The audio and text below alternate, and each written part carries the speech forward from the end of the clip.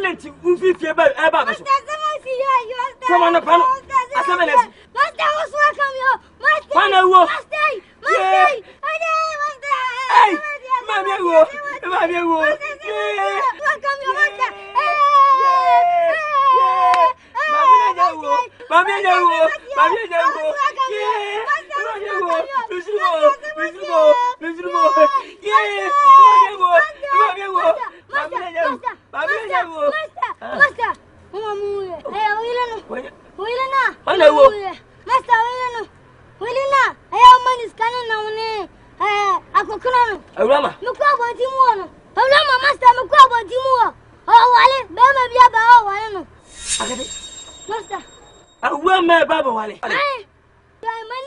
Bibini anabroni Bibini tutu pani anya broni anya white Ghana ni hey Chineke Mamma mia hey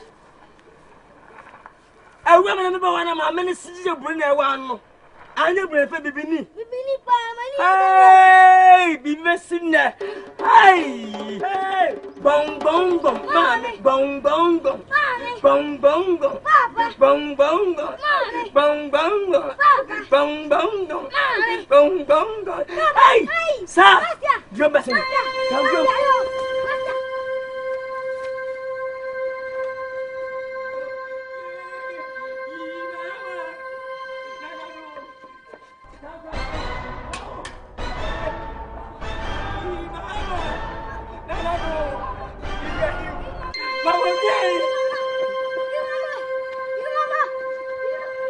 Mama gay.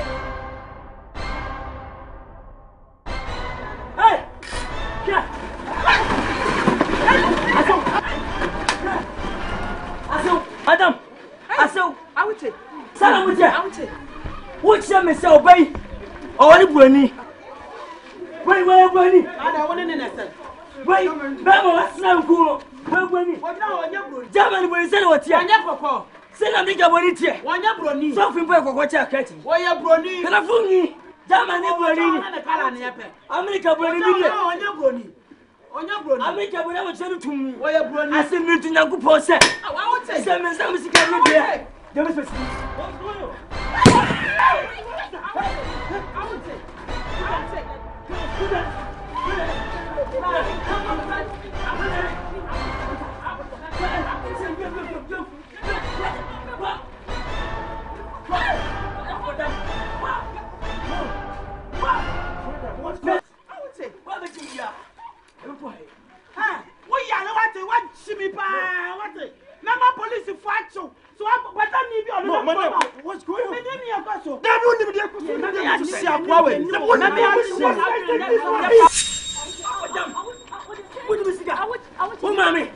What in the sound? What? Poverty. What? I'm not some not out. Me. Mrs. Gaina. Madam. What's the way? My bonnie about it. Mammy. Arama. Madam. No. Oh, Mr. Manka, yeah. Oh, yeah, dear. Yeah, what's in? You're possible. Maybe so too. Let's take your room, Romeo. American fish seconds and two to pay them. What's the moment? Them is so much to him. Mate, brother, I don't like what you're doing, man. I don't like that. Stop that. Gentlemen, calm down. I didn't have Koso. Mama, that's him. Yeah, well, how you train? I would take. And it's your name that day. Why? I would say, or better, I would say. After Paramad and the call.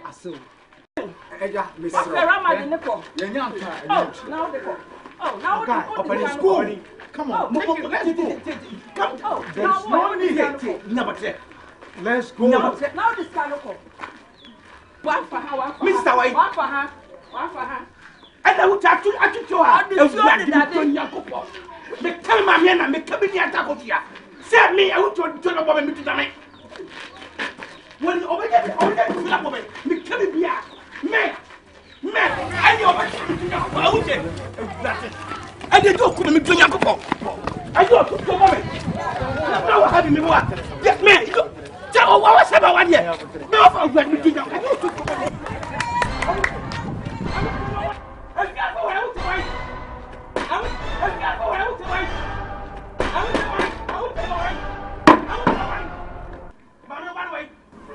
I want to wife.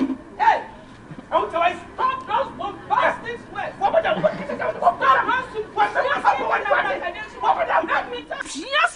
want to tell you one thing here. Me, Obe woman, son. Mommy, we are expenses. Expenses. Kwana kwa bisa wuni abianu. Ampowa wa bombe banu. I want to tell you why. Kwana kwa bisa wuni abianu. Ampowa wa bombe banu. Mommy, Mr. Kwana kwa bisa with that. I want to be Kwana kwa bisa wuni nyani shi. Why you expenses? Why you expenses? Why you expenses? I would check why you expenses. Why you expenses? So, oh, mommy, what is it? My office now here. So, what was it? It's over.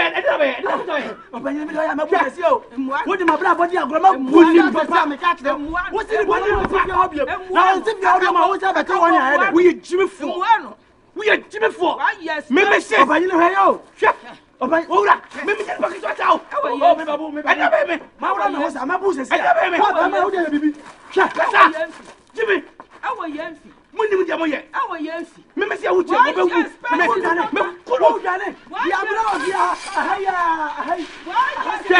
I would say before the food. I would say before the food.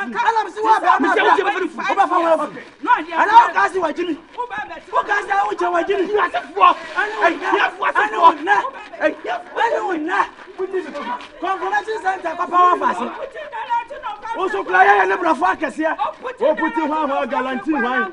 Guarantee, expenses woman. Expenses woman. As a massive wedding fear no 5 years. Don't momre. Brother Babrewa. Namina from council. A bracadation. Pure steak. Nonsense. You think I'm afraid of you? I am not afraid of you. One bait. I'm coming strong. A bracadation. Pure steak. And I didn't know put that crude. And I didn't know what Tommy quarry.